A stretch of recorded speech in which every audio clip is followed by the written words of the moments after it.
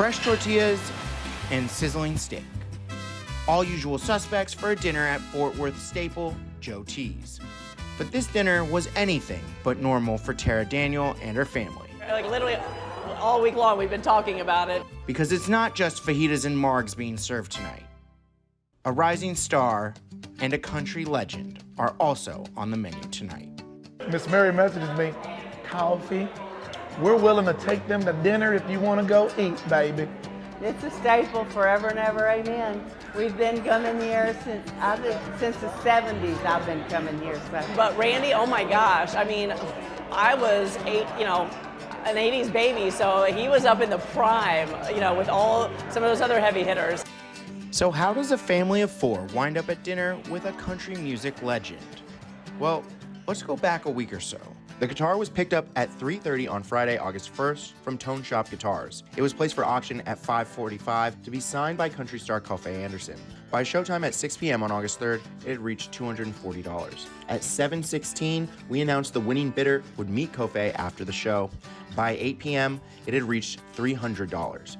And at 8:03 p.m., we announced the guitar would also be signed by country legend Randy Travis. By 9:50 p.m., it had reached $4,200, and at 9:55, we announced the winner would also get dinner with Randy and Coffey. That's when it got real.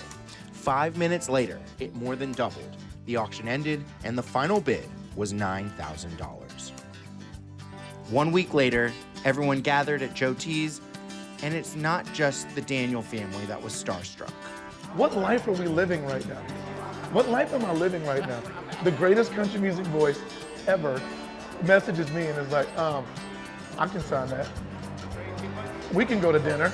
So Kurt Conger with Dr. Pepper, he was kind of our middleman. He's throwing these things out there. I felt like we were there, because the timing was so quick. As if all that wasn't special enough, we threw in Rangers legend Rafael Palmeiro, which meant more autographs and memories for the Daniels. And while tonight might be a celebration, at the heart of it is something more. This is a biblical sized tragedy for our state and for families. My tears had floated down the river with so many others. As a former Mystic camper, these boys were at La Junta when the floods hit. So it was just something that meant so much to us.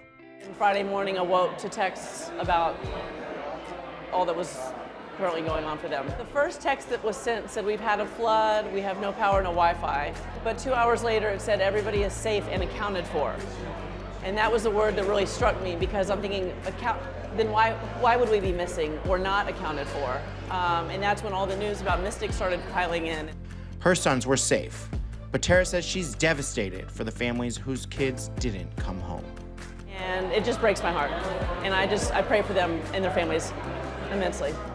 But Sunday night was a night to enjoy the company of new friends and remember all the work that remains to be done in Central Texas. When another tragedy or another event happens, we tend to forget, and these people will be recovering for a long, long time.